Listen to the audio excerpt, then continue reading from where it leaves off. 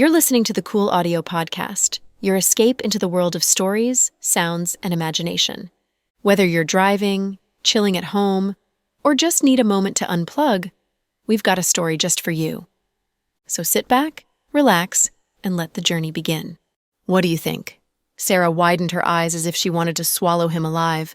I truly don't know. Noah indeed didn't know why his wife was so cranky lately. He even suspected that she had undergone an early menopause. If you don't know, then we're settled about the cars. Hey, honey. Reluctant to hand over his luxurious car, Noah still wanted to say something. Before he could finish, Sarah grabbed his collar. This t-shirt cost me over $3,000. I was so good to you. Take off this Burberry. I went to the supermarket today and bought you many Jeans West and Nadia for you. Oh, about your shoes. I bought you handmade leather shoes after seeing how hard you worked, but I know they are wasted on you. From now on, you wear the shoes I bought wholesale. They are $98 for one pair. I bought 10 pairs for you, and they will last you for a while. Don't smoke expensive cigarettes. If some reporters took a picture of you smoking those cigarettes, they'd make up stories and ruin your reputation. From now on, you can only smoke those costing $7 for one pack. Hearing his cigarettes were degraded from the $35 pack to $7 pack, Noah felt as if the sky had fallen. Yeah, the sky had fallen. Honey, are you tired of me? If you want a divorce, I'll agree, but I'll take the condo, the cars, and our son. You get nothing. Why? Noah didn't know whether he should cry or laugh. Why? Don't you feel any guilt at all? Sarah put her hands on her hips and raised her voice. Guilt? Sarah, don't mess with me in the middle of the night. I'm starving. Come on, please make some noodles for me. F off. If you want noodles, go and cook them. I'm not your maid. I don't have to serve you. She picked up Noah's bag and found his wallet. Under his eyes, she took out his credit cards. Honey, you have my payroll card. You're taking my credit cards too? You eat in the cafeteria and drive to and from work. Why do you need money? I have to buy gas. Here's the gas card. Prepared, Sarah slammed a gas card on the tea table. I need to buy water sometimes. I'll send you a red packet of cash. From now on, you have $500 of pocket money each month. With a ding, Noah's cell phone received a bank transfer of $500 on his wallet. He looked up at Sarah's face and realized she wasn't joking. Honey, I say... Before Noah could finish, she walked into the bedroom and closed the door with a bam, leaving him in the living room with a dumbfounded expression. At this moment, Ethan walked out to the washroom. Seeing his dad sitting in the living room with a lost expression, he was very sympathetic. He walked over and patted Noah on the shoulder with his chubby hand. Dad, did you do something wrong? Noah looked exasperated. I spent $200 in King of Glory last month. Does that count? Anyway, if you did something wrong, you must apologize to her, or your misfortune will have just begun. After saying these words with a heavy tone, Ethan walked toward the washroom. As he sat there in a daze, his cell phone rang. Chief Ace, do you have a second? With a frown, Noah glanced at his cell phone and found it was a text message instead of a message. Who are you? Chief Ace, I'm Octavia. Octavia, what's up? Having been lectured by his wife, Noah was still frustrated and wasn't in the mood to chit-chat with his subordinate. Oh, I want to report to you some details about my work. Can you add me as your Snap friend? You report your work to your direct superior section chief. He'll tell me in the meeting tomorrow. Oh, okay. Good night. Good night. Oh, by the way, my relative brought me some local tea from my hometown. I heard you love tea, so I saved some for you. Please don't think I'm trying to cozy up to you. It's worth only a couple hundreds of dollars. I just remembered you are a big fan of tea. Thank you. Noah's tone was indifferent and didn't say more to Octavia. He didn't spare much thought to this new female employee who had just graduated from school. Lately, many things had happened, and the officials in the provincial government were not happy with the case of vampires, and Noah felt he was walking on thin ice whenever he was in a meeting with them. So, he had focused all his energy and thoughts on the case and was in no mood to notice pretty girls. However, he wasn't familiar with the tricks the woman played, which was why Sarah misunderstood him. Knowing his wife was not happy with him, Noah didn't dare to try his luck, so he took out a blanket and slept in the living room. Why didn't he sleep in the guest bedroom? The reason was simple. He must look miserable to garner some pity and forgiveness from his wife. At 7 o'clock on the next morning, when Sarah and her son got up and went into the living room, they saw the blanket and pillow piled neatly on the sofa. "Mom, my dad slept in the living room last night. It's quite cold here. I'm afraid he'd get a cold," Ethan mumbled. "He's as healthy as a bull. How can he get a cold?" Sarah said in a huff. "Huh? There's breakfast on the table." Ethan walked over and Sarah followed his son. On the dinner table were deep-fried dough sticks, soy milk, tea eggs, and ham slices. On the note beside the breakfast were the words, "I bought breakfast. You guys eat it while it's still warm. I'm off to work." Wow, Dad even bought us breakfast. He's guilty. That's why he's so attentive. "Mom, what mistake did my dad make? You even confiscated his Land Rover." Ethan was curious. He hadn't dared to ask last night, seeing his mom was in a lousy mood. "Ethan, if your dad has the other woman, will you forgive him?" It's impossible." "Why do you trust him so much? Just because he's your dad?" Sarah looked at her son curiously. No. My dad said no homewrecker is your match. You're as fierce as a female tiger." "Did your dad tell you that?" Sarah's face paled in rage. Did I say anything wrong?" "It seems I'll take back the $500 red packet. Noah, you're a BS." "Mom, you can't call my dad a BS," Ethan complained. "Why not?" "If he's a BS, then I'm the son of a BS, right?" Ethan said innocently. "Do we eat breakfast or not?" Ethan held his breath in fear. "Of course. We can't save it for his other woman, right?" She sat down with her son to eat breakfast. Meanwhile, in the Municipal Public Security Bureau, Noah sneezed several times, wondering who was cursing him behind his back. "Chief Ace, here's the tea." Octavia put a gift box on Noah's desk. "Oh, thank you." "Chief Ace, have you had breakfast?" Octavia asked bashfully. "I have." Noah turned on the computer to get ready for the meeting. "Chief Ace, I bought an oven and made many cookies. I brought some for everyone. These are for you." Octavia lifted the exquisitely wrapped small bag in her hand. "Oh, thank you, but no, I don't like sweet stuff." To her surprise, Noah declined without hesitation. "You can give them to your son?" Octavia smiled sweetly, which would disarm any man, right? But Noah replied, "No, my wife won't allow my son to have sweet stuff since it's not good for his teeth. Other than my daughter-in-law, no one can give sweet food to my son." "Daughter-in-law?" Octavia was confused since she heard Chief Ace's son was only a bit over 3 years old. "Oh, she's the daughter of my best friend. We arranged their marriage when they were babies," Noah explained. "Oh, I see. Very well." Seeing Noah refuse to take the cookies, Octavia put down the tea and walked out in disappointment. Noah continued to prepare for the meeting and was oblivious to the girls' special attention to him. Overwhelmed by work, he had never wondered about the girls' intention at all. Besides, it was not unusual for new employees to bring gifts to their colleagues to curry good opinions. Octavia's attention for Noah wasn't obvious to their colleagues, since she'd also give gifts to others when she gave something to Noah. In fact, her colleagues liked her, and many guys in the bureau were secretly in love with her. After Sarah drove her son to the school, she got a call from Chloe. Chloe's chauffeur drove her to Sarah's home to pick her up. "You should have told me the address so I can go there myself. You shouldn't have come all the way here." Sarah didn't want Chloe, a pregnant woman, to travel around the city. "I'm fine. I don't drive the car anyway." Chloe chuckled. "Oh, you said you'd take me to a place. Where?" "You'll know when you get there," Chloe said mysteriously. "Did you two have a peaceful night?" Chloe asked. "Not at all. The fellow deserves a beating. Last night he came very late and even expected me to make a meal for him. He thinks I am his maid or something. I taught him a lesson." Sarah told Chloe what had happened last night. "Ha ha. How can you laugh? Sarah, you're truly a control freak. Do you think it's wise to make a big chief wear shoes bought from wholesale, drive a BYD, and smoke $7 a pack cigarettes? Won't people mock him?" "I don't care. It's better to be mocked at than being seduced by the homewrecker. You're overthinking. It's not a big deal. When we come back from that place, I'll explain it to you. Then you'll understand the whole thing.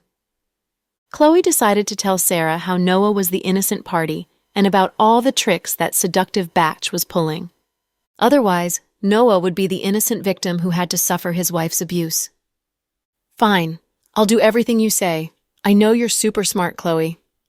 Sarah was always in a great mood when she was with Chloe, and she remembered everything Chloe had done for her in the past years. They were the best besties in the country. When they drove past a superstore, Chloe asked the chauffeur to stop.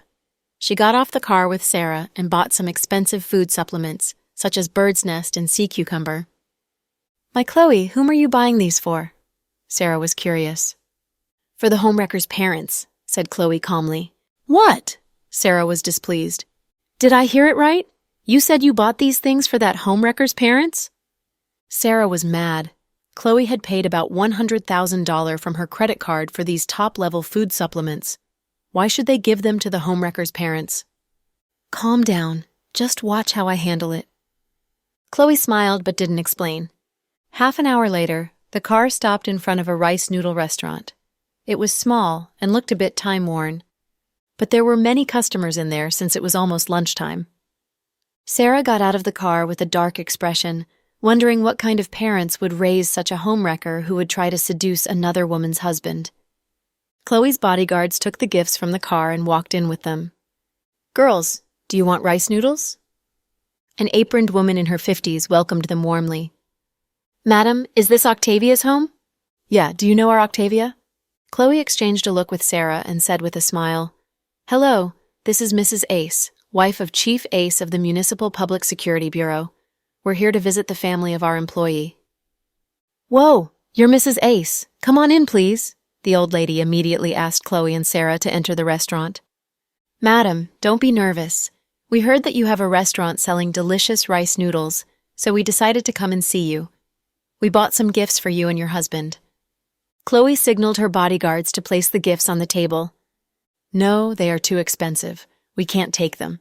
Besides, you're from the chief's family, and it's we who should bring you gifts, not the other way around."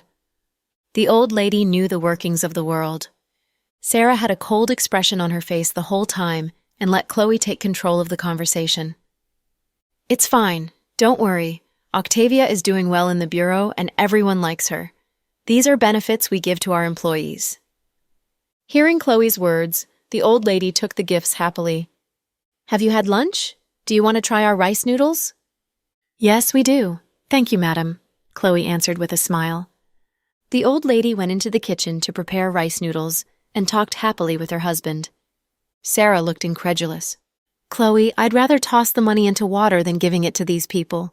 Have you turned moronic after you got pregnant?" "Calm down. This is part of our strategy." Chloe picked up the cup of tea and sipped leisurely. Soon the old lady came over with steaming rice noodles. "I don't know what flavor you like, but seeing this girl's pregnant, I guess she can't eat spicy food, so I made the noodles with mushroom soup." "I like mushroom soup. Thank you, madam." Chloe thanked her with a smile and said, "If you are not busy, can you sit down and talk with us?" "Of course." The old lady was a bit meek in front of Mrs. Chief Ace. "Madam, Octavia is a good girl. How come she chose to study in the Public Security University? It's a dangerous career for a girl," Chloe asked. This topic got the old lady talking with gusto.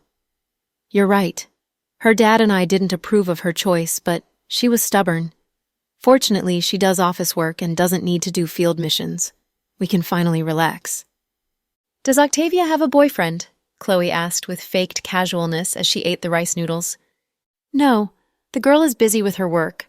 Many friends and relatives try to introduce guys to her, but she just wouldn't meet them. Her dad and I are really worried." "It's fine. She's probably waiting for her other half." "I don't think so. I think she has set her sights on someone," Sarah cut in suddenly. Hearing her words, Octavia's mother looked surprised. "Ahem. Mrs. Ace meant that your Octavia might have someone she likes, and that's why she doesn't go on blind dates." After she said it, Chloe kicked Sarah under the table, warning her to be careful with her words. "Oh, that's quite likely. I'll ask her later." Octavia's mother seemed to accept this explanation. Chloe continued, "Madam, is Octavia your only child?" "Yeah. To tell you the truth, we had Octavia in the 8th year of our marriage, so she's the apple of our eyes." "Yeah, we can see that. You raised Octavia well, so we're not pleased when her colleagues gossip about her." "Gossip? What kind of gossip?" "Not stupid," Octavia's mother heard the hidden meaning in Chloe's words. "They just say that Octavia, a newly graduated young girl, always cozies up to the leaders of the Bureau, using her pretty face. But most of the leaders of the Bureau are married men, so this kind of rumor is kind of vicious." "My goodness. How can people say this of my daughter? She'd never do such a thing. Her dad and I are very careful with our reputation and never put up with such behavior. Octavia is the same." Sarah almost rolled her eyes, thinking, "Your daughter would never do that. She and my husband are dressed like a couple now." Seeing Octavia's parents were honest people, Chloe knew the following part was easy to carry out. She said with a smile, "Madam, don't worry. Those are just gossip. Our chief heard it and gave them a dressing down and forbade them from spreading the rumors. After all, our chief is a wise guy. His wife is afraid this rumor might put a stain on Octavia's reputation, so she came with us to visit you and show our support for you." "Thank you, Mrs. Ace." Octavia's looked at Sarah with gratitude. Sarah forced out a smile but said nothing. After eating the rice noodles, Chloe and Sarah took their leave. Before they left, Chloe said to Octavia's mother meaningfully, "Madam, your Octavia is a good girl. If she wants, Mrs. Ace can introduce some good guys to her." "Good. Thank you, Mrs. Ace." Octavia's mother was full of gratitude. Back in the car, Sarah asked, "Chloe, what game are you playing? I don't understand it. Isn't it a waste of money to spend over $100,000 on gifts for them?" "Don't worry. We'll have a good drama to watch." "By the way, what's the thing you said you'd tell me after the visit?" "Sarah, don't make things difficult for Noah." "I won't. I plan to divorce him. I'll tell my in-laws this week." "You're still so impulsive." Chloe tapped Sarah on the tip of her nose. "If your husband cheated on you, would you remain calm?" "Actually, you misunderstood Noah." Then Chloe told Sarah everything and showed her the results of her investigation. "Octavia bought those clothes herself just to make you jealous. The truth is Noah is totally unaware that Octavia likes him. Don't you think you did wrong with him?" Are you serious? Did you tell me the truth?" Sarah was dumbfounded. "We've been friends for many years. I'd rather lie to Noah than to you, sis." "The woman is... so..." "Yeah, Miss Sarah, your rival is a high-level homewrecker. If not for me, you'd have entered her trap and divorced your husband. After you're out of the picture, she'll have all the time in the world to pursue your husband. Isn't it a good plan?" Chloe explained. Sarah's heart sank. She had never met such a horrible woman before. "Chloe, what shall we do next?" Sarah panicked. "It's simple. We'll see how she reacts to our visit. Then I'll consider what we shall do next." "She's a homewrecker. How do you expect she'd react?" Sarah hated Octavia and had the urge to barge into the bureau and scratch the latter's face. But Chloe wouldn't let her do it. Firstly, she'd humiliate herself and Noah. As the bureau chief, he'd become a laughingstock and lose all his dignity before his subordinates. Secondly, when the wife throws a tantrum in the husband's office, the other woman would always play the victim. Most men wouldn't like their wives to act like fierce tigresses.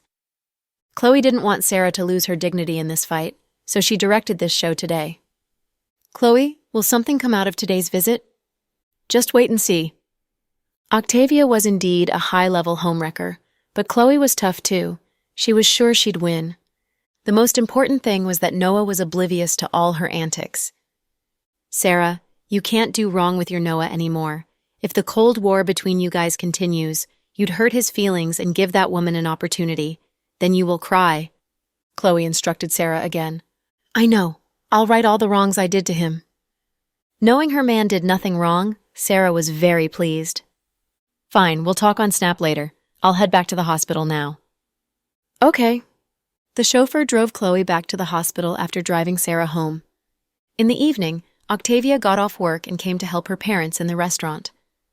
Octavia's family wasn't rich, but had earned some money with this small restaurant. Her parents spoiled their only child and didn't need her to give them any money after she got a job. They provided her with food and housing and even gave her money when she needed it. It was why she could afford to buy clothes to match Noah's. "Mom, you bought bird nest?" Seeing the bird nest and sea cucumber on the counter, Octavia was surprised. "No, I'd never spend money on this stuff. It's burning money. Those are gifts from your leader. No, the wife of your leader. She came to visit us today." "Our leader's wife?" Octavia was more puzzled. "Yeah, your Chief Ace's wife came today." Hearing this, Octavia's heart lurched. Then she asked guiltily, "What did she want?" "She said you're doing very well in the Bureau. Chief Ace often praises you for your diligence, so she came to visit us with many gifts for your dad and me. We are flattered. Mrs. Ace is beautiful and gentle. Chief Ace is a lucky guy. I hear their son is several years old now. What a good family." Octavia didn't pay attention to the rest of her mom's talk. She was smart and knew Sarah had come with a purpose. She had thought Sarah would talk to her in private, but to her surprise, the latter came to her parents. "Mom, what else did you say?" Octavia was a bit afraid that Sarah had said something bad about her to her parents, who were honest and straightforward people. "By the way, the girl who came with her was also very nice. She's pregnant and looks like she'll be in labor soon. She kept praising our rice noodles." Hearing these words, Octavia's face turned darker. Sarah Bestie, pregnant? Was she the legendary Chloe Green? "What's wrong? Octavia, you look pale." Her mother was worried when she saw her daughter's pale face. "Oh, I'm fine." "Octavia, you must return the favor. My neighbors told me these gifts cost more than $100,000. Mrs. Ace bought them from her own pocket. What a nice woman." Octavia could no longer hear her mother's babbling. She felt restless. "I know, Mom." Tossing the words over her shoulder, she walked out of the restaurant and entered the room behind it. "Sarah, I underestimated you and forgot that you have a powerful bestie." Octavia had complicated feelings inside.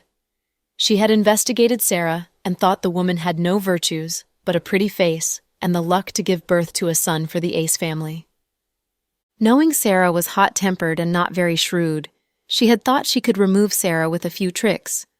But to her surprise, Sarah had a helper. "Want to play with me? Well, bring it on." Octavia smiled sinisterly. That night, Noah returned home at 7 p.m. Of course, he didn't drive the BYD to the Bureau, afraid his colleagues would laugh at him. He had taken a taxi to work, and when someone asked, he had said his car was at the dealer's for maintenance. When he came home with fatigue, he was stunned again. Everything was tidy and clean in the room while Sarah sat on the sofa in her black lace nightgown. Their son was not home. "Honey, you're back." Warmly, Sarah walked up and took Noah's bag. What demon is possessing my wife's body? Get out now or I'll beat you out of her." "Damn it. What are you talking about?" Sarah grabbed his ear. "Yeah, this is my wife." Noah relaxed. He had thought she was a ghost or something. "Honey, where's our son?" "He's at Mom's home." "Your mom or my mom?" Noah froze. "Of course your mom's. He complains my mom's place doesn't have Wi-Fi, you know it." "Ha ha, my son can't live without the internet." "Fine, wash your hands and have supper." Supper? Noah had thought he'd get the same treatment as last night, so he had grabbed a bite at the small deli near their home. Hearing the supper was ready, he was surprised. He washed his hands and walked to the dinner table. He was stunned again when he saw there were 10 courses. Sarah hadn't made such a fuss even on his birthdays. "Honey, what special day is today?" "It's not a special day." "Impossible. Come on and tell me. You've been weird lately. Did you cheat on me?" Noah joked. "Yeah, I cheated on you with old Juan living next door. Ethan is my son with old Juan." "Be serious." Noah's face turned dark. "I told you it's not a special day. Do you want to eat or not?" Sarah was almost at the end of her patience. I do. Not daring to say that he had eaten, Noah sat down and ate slowly with Sarah. "Honey." "Yeah? How do you like the BYD?" "It's fine. I did some thinking and feel that the car doesn't fit you. After all, you're the chief of the Bureau, so I decided to return the Land Rover to you." Here are your credit cards and salary card. You'd be embarrassed if you need to pay for a meal when you go out with Jack and find you don't have enough money. By the way, I bought you some new arrivals from Burberry. This cashmere coat costs $16,000. The blue color suits you. You'll look younger in it. Sarah picked up a bag and showed the clothes to Noah. Honey, can you be straightforward with me? My heart feels as if it is going on a roller coaster. Noah looked confused, wondering about the sudden change of his wife's attitude. Sarah smiled. Nothing. Honey, I was just messing with you last night. You looked so serious. I almost believed you. My little silly, I was testing you and seeing if you truly love me. Please, honey, can you stop testing me in this way? I almost had a stroke. Okay, I promise you I won't test you again. Honey, come on and eat some oyster. Tonight we'll have a good time in bed. Seeing Sarah returning to her usual self, Noah finally relaxed. Of course, Sarah wouldn't tell Noah anything about Octavia. Chloe had told her not to bring that woman up in front of Noah, so Noah would remain oblivious of the woman's attention for him. 1 week later, Justin and Melody had recovered and were released from the hospital. Justin had planned to give 1 more month of leave to Melody, but the girl was determined to get out of the hospital because she didn't want to see Elsie again. Elsie had fully recovered long ago, but she refused to move out of the hospital, and no one could do anything about it. After all, she had the money to stay there forever. To celebrate the occasion, Max brought a team of cars to pick up Justin from the hospital. The cars included Porsches, Ferraris, Lamborghinis, Maseratis, Aston Martins, etc. It was an exhibition of luxurious cars. With his arm around his mother's shoulders, Justin looked very sharp. Standing beside him, Chloe glanced around the luxurious cars in the parking lot and said jokingly, "It looks like they are welcoming a gang leader who's just been released from prison." Nonsense. I'm a good law-abiding young man. Justin chuckled. Yeah. Mr. Cooper, congratulations to you for your recovery. Don't come back again. Our South Side doesn't like you, Chloe instructed. Nice words. But on this big occasion, don't you have any gifts for me, Vice Director Green? What do you mean? Chloe played dumb. Don't you have a red packet of cash for me or other gifts? You're brazen to ask for a gift. Since you say I'm brazen, I'd do things to prove you're right. As my friend, you prepared nothing for me. Shame on you. I've prepared something for you. Take it. Chloe took a big bag from the young nurse standing next to her. The bag was white with the logo of the Southside Recuperation Center on it. What's in there? It looks mysterious. Justin was a bit excited. They are antibiotics. Don't forget to take them. That's lame. Hearing they were antibiotics, Justin lost interest. Mr. Cooper, let's go. I'll give you a big celebration. Max drove an orange Aston Martin, a luxurious car rarely seen in the city. The car cost at least $25 million. Hey, wait, where's Melody? Justin knew Melody would be released from the hospital today, so he intended to take her with him. She said she wanted to sleep late and leave in the afternoon, said Chloe. Lazy bones. Justin brushed it off with a chuckle and left with Mrs. Cooper and Max, followed by a big team of cars. Chloe, come to my house for dinner when you get off work. I'll cook something good for everyone tonight, Mrs. Cooper told Chloe before she left. Okay, see you tonight, Auntie. After Justin and others left, Chloe saw a guy entering the parking lot riding a Harley.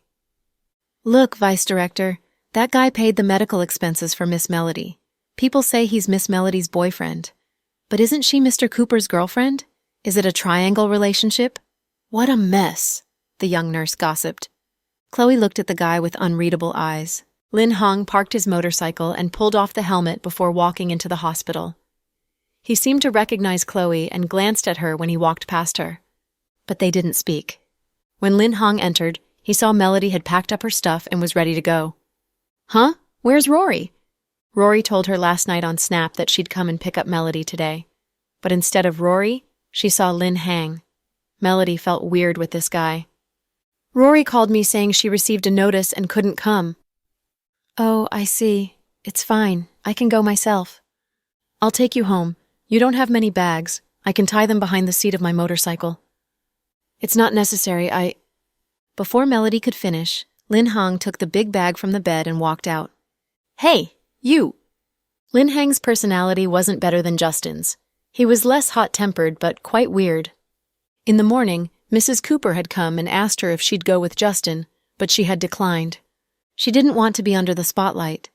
She had been indifferent because they were just pretending to be a couple in front of others. But now that she felt differently for Justin, she didn't want to show herself off as Justin's girlfriend, even though she hadn't done this before. After Lin Hang took out her bag, Melody had no choice but to follow him out. She bumped right into Chloe. "Didn't you say you'd leave in the afternoon?" "Well, I'm bored, so I decided to go now." "Are you done with all the procedures with the hospital?" Chloe asked. "Yeah, it's all done. Thank you for taking care of me, Sister Chloe." Melody smiled. She truly liked Chloe. "Don't mention it. Will you go to the dinner tonight?" Melody knew Chloe meant the dinner Mrs. Cooper would host in the Cooper family's house tonight. "I'll see. I haven't decided yet." "Okay, if you decide to go, give me a message on Snap. I'll send a car for you. It's not convenient to go to the house in the evening." "Okay, I've got to go now, Sister Chloe." "Bye." Melody walked out of the hospital after the short chat with Chloe. Chloe didn't ask Melody about Lin Hang since she knew the girl was smart and wouldn't get herself in a love triangle. She never took such gossip seriously. Melody wasn't so spoiled that she'd look down on a motorcycle, but Violet stopped them when she saw Melody was about to leave on the motorcycle. "Melody, what are you doing?" "Violet, my friend, came to take me out of the hospital." "I know, but your wounds are not fully healed yet. The motorcycle is bumpy. Do you want to get your bones broken again?" "You're her friend. Then why didn't you drive a car? The motorcycle is dashing, but do you see people pick up patients on motorcycles?" Violet scolded Lin Hang. In fact, Chloe had called Violet and asked her to intervene. She had been reluctant to say it, afraid they'd think she looked down on motorcycle riders, but it was truly bad for Melody's wounds. If they got a big bump, Melody wounds might burst open again. "I didn't think of that. I'll leave the motorbike here and get a taxi. Wait a minute." Embarrassed, Lin Hang ran out to get a taxi. Violet took out an envelope and slipped it into Melody's handbag. "Violet, what are you doing?" Melody was surprised. "Take it. It's from Sister Chloe. She didn't give it to you in person because she was afraid you'd decline it." Then Violet turned and left. Looking at the envelope in her bag, Melody felt complicated feelings since she knew what was inside. Lin Hang took a taxi and returned to her dorm room with her. Sure enough, Rory wasn't in the company or in the dorm room. "Melody, what do you want to eat? I'll buy it for you so you don't need to go out." "It's not necessary. I'm not hungry." Melody had no appetite. "Then I'll return to the hospital to get my motorbike. I'll come later and take you out for supper." "No, I'll go to the Cooper family's house for dinner." She had said it to reject Lin Hang. "You still choose him?" Lin Hang looked disappointed. "Lin Hang, I'm sorry, but it's impossible between us. Rory loves you." "Stop it. Get some rest." Not wanting to talk about Rory with Melody, Lin Hang left in disappointment. With complicated feelings, Melody sat on her bed and stared before her blankly for a while. Then she remembered the envelope that Violet had slipped into her bag. She opened it, and sure enough, there was $10,000 cash in it. Chloe had known that Melody had not much income since she had just begun working. Even her expense in the hospital was paid by someone else. The girl had self-esteem and wouldn't ask Justin for money. Despite her jokes, she'd never take money from him. Besides, she didn't want to depend on Mrs. Cooper's charity. Chloe had seen this and asked Violet to give Melody $10,000 to pay for her daily expenditures. Melody picked up her cell phone and sent a message to Chloe. "Sister Chloe, I got the money. I only want to say thank you. Keep it. When you get your salary, you can pay me back." Chloe didn't say it was a gift. It wasn't that she wanted the $10,000 back. She told Melody it was a loan for the sake of the latter's self-respect. Indeed, her words made Melody feel better. "Sister Chloe, the guy who picked me up at the hospital is the same guy who paid the medical expenses for me. I don't like him and didn't accept his pursuit of me." "I know. It's your personal business and I trust you'll make the right choice." Chloe didn't delve into this issue. People were getting ready to attend the dinner party at the Cooper family. Noah and Sarah went downstairs to attend the party. "Honey, let's go to Mom's place to pick Ethan first. I'm sure little Bean and her sister will be there, so we'd better bring Ethan. Okay? Noah nodded and walked toward his black Land Rover with her. At this moment, Octavia suddenly appeared beside the car. Chief Ace. Octavia, what are you doing here? Seeing the girl, Noah was surprised. Sarah's eyes turned cold instantly. Chief Ace, I don't know where you live except that it's in this condo building. Fortunately, I recognized your car and the plate number, so I just waited here for you. Octavia said the words in a playful way like an innocent young girl, and her smile was sweet. But in Sarah's eyes, the smile was disgusting. She knew this woman was going all out to seduce her husband. At this thought, Sarah walked up and held Noah's arm. Honey, who is she? Oh, this is Octavia, my colleague in the bureau. Noah immediately introduced her to Ling Ling. Hello? Sarah greeted Octavia with a smile. Sister Sarah, how come you don't know me? Octavia asked suddenly. Why should I know you? Sarah smiled as her arm tightened around Noah's arm.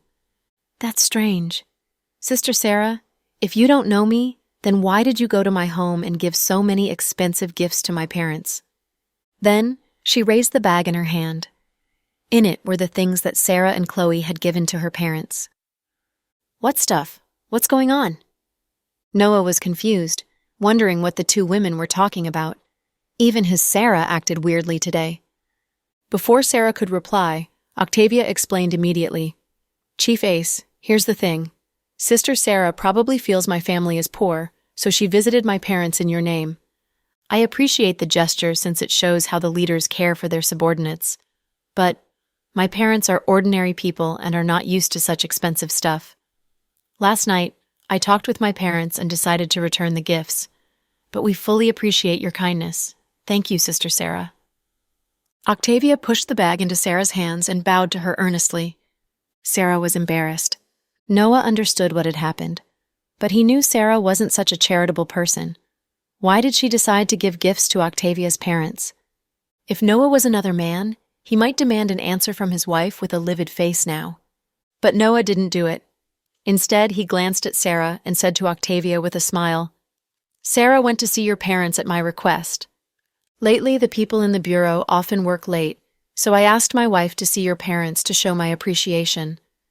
But my wife took my words literally and bought such expensive gifts. In fact, the bureau won't pay the gifts for me. So, it's great that you returned them.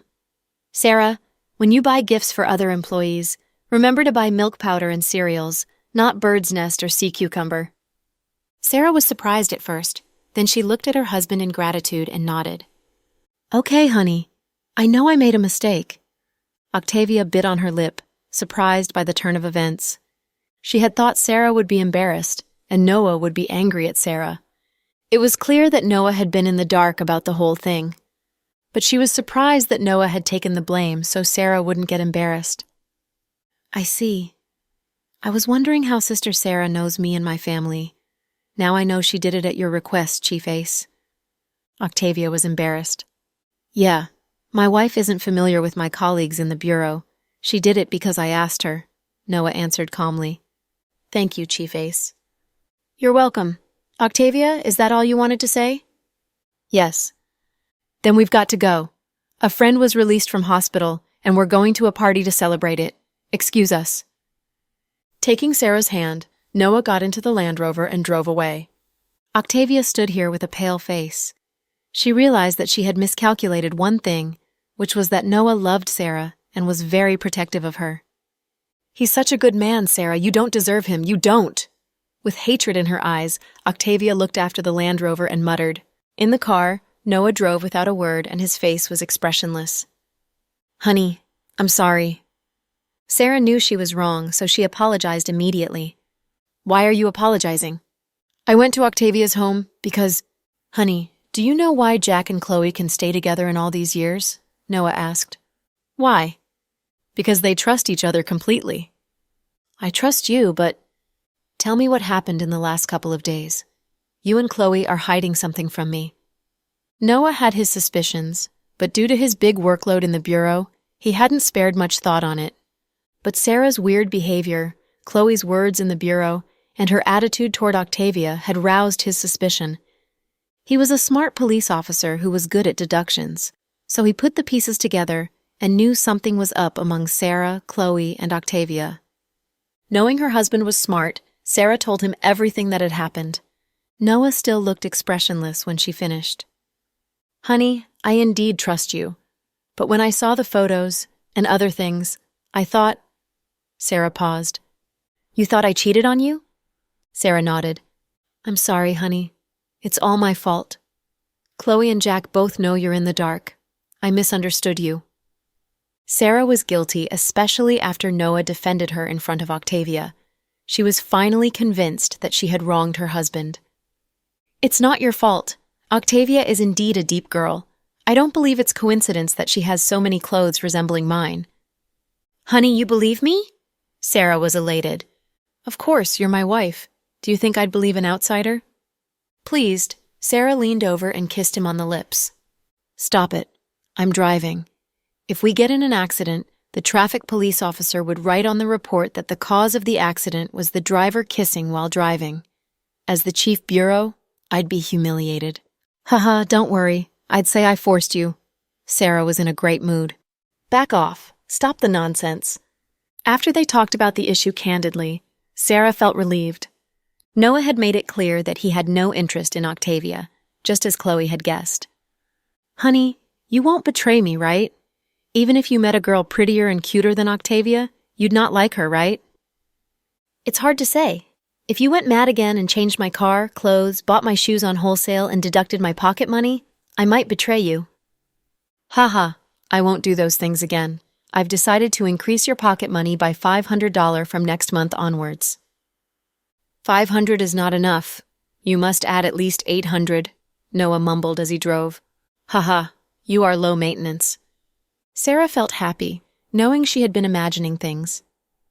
"Honey, if that woman continues to shower you with her attention, what will you do? Will you submit to her antics?" After she calmed down, she still thought Octavia was a potential threat. "Yeah, I think I might submit to the urge," Noah said with a straight face. Sarah's face fell and was about to complain when Noah continued, "To fire her." "Huh? Fire her?" Sarah was surprised. "Yeah, I don't like scheming women in my office. It's fine that she set sights on me because I'm not an easy prey, but what if she decides to wreck another guy's family?" "Yeah, she's a time bomb wherever she is. So I'll find an opportunity to move her to the women's prison. They need more staff anyway," Noah said earnestly.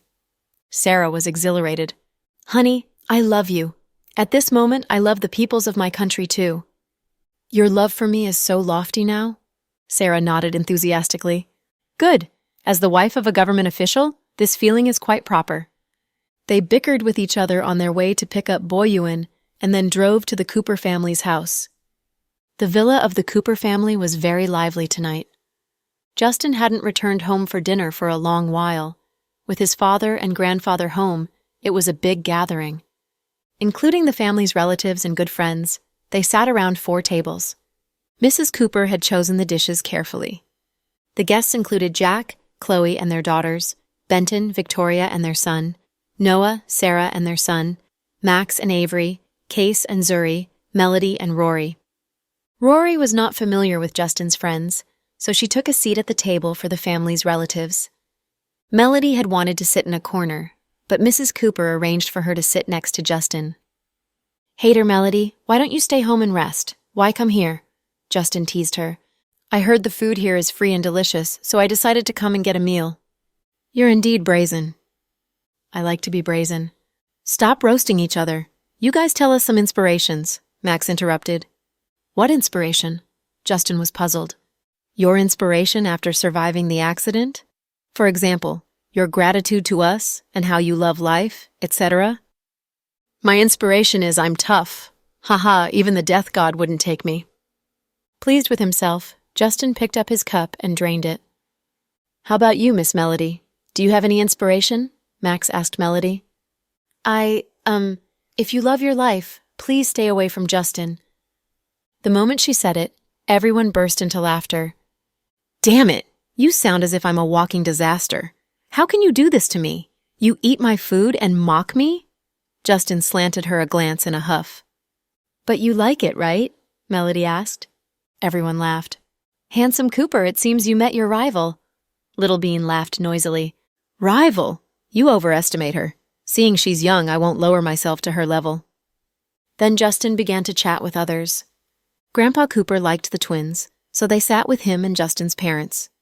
Ethan and Kenneth went to their table to hang out with them. Case and Zuri still felt awkward and didn't dare to talk to each other since Brenton was present. Zuri sat next to Brenton while Case sat at another table with other rich guys.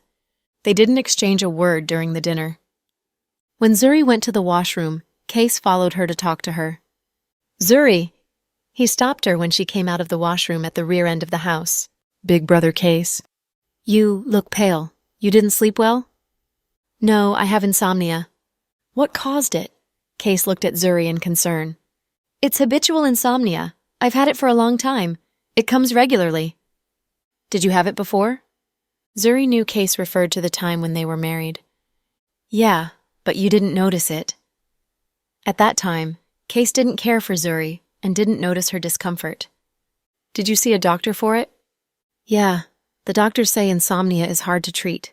I need to deal with it myself. I think you'd better try traditional medicine. I know a friend whose family has been practicing traditional medicine for generations.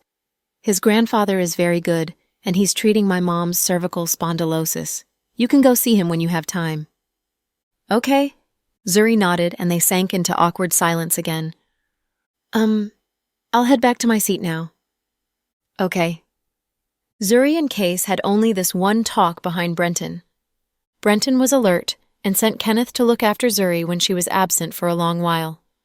So Kenneth saw his auntie talking to Case. Auntie, you seem to like your ex very much. Who told you that? Everyone on the earth knows it. He's indeed handsome, and you like handsome guys, Kenneth said. Kiddo, you know nothing. I know everything. Pudding said you can't get over your ex, but you can't be with him because Grandma and Dad don't approve. Tell me what else your Pudding said. Pudding said you shouldn't get back together with your ex. Oh, why not? Zuri knew the twins were super smart and always spouted stunning words. She was surprised that they even talked about her love affair. Seeing no one was around, Kenneth whispered at Zuri's ear, Our Pudding said your ex has burdens. That evil woman harasses him and Tiani lives with him. If you get back together with him, you'll have lots of trouble. It's better to stay away from him. Your Miss Pudding is indeed a visionary. Hearing the kids talk about her personal life so seriously, Zuri was exasperated. Auntie, you're an excellent woman. You'd better find another man. Where can I find another man?